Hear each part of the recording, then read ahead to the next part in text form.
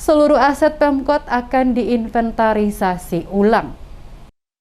Seluruh aset milik pemerintah Kota Ambon harus dilakukan pendataan secara menyeluruh untuk diketahui secara pasti. Demikian disampaikan langsung Sekretaris Kota Ambon Agus Ririmase usai mengikuti apel perdana bersama seluruh jajaran ASN di lingkup Pemkot Ambon Senin 3 Januari di lapangan parkir Balai Kota Ambon. Selaku Sekretaris Kota Ambon, dirinya menegaskan akan memanggil Kepala Badan Pengelola Keuangan dan Aset Daerah untuk melakukan inventarisasi seluruh aset milik pemerintah Kota Ambon, baik itu aset bergerak maupun tidak bergerak, untuk kembali didata ulang. Olehnya itu, dirinya selaku Sekretaris Kota Ambon yang baru menjabat akan memanggil Kepala BPKAD untuk menginventarisasi seluruh aset pemerintah kota yang masih digunakan oleh ASN Pemkot, baik yang masih aktif maupun yang telah pensiun. Sekot mencontohkan, ada ASN yang telah pensiun dari Pemkot Ambon, akan tetapi yang bersangkutan masih menggunakan kendaraan dinas, baik kendaraan roda 2 maupun roda 4.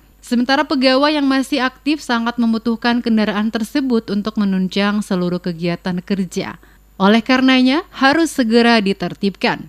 Dikatakannya, kendaraan baik roda 2 maupun roda 4 milik Pemkot Ambon boleh digunakan ASN yang telah pensiun, tetapi dengan aturan dan ketentuan yang telah diatur, yakni di atas 5 tahun, kendaraan milik pemerintah bisa dilakukan pemutihan. Dan jika kendaraan masih baru digunakan, maka harus dikembalikan untuk kegiatan operasional ASN yang masih aktif. Sekot juga menerangkan, langkah inventarisir seluruh aset milik Pemkot ini dilakukan bukan untuk mencari kesalahan, tetapi semata-mata dilakukan untuk kepentingan dan kelangsungan roda pemerintahan di kota ini. Mungkin terkait dengan aset-aset pemerintah kota sendiri nih, seperti apa? Saya akan panggil kepala badan aset untuk bagaimana saya suruh inventarisir aset-aset yang orang sudah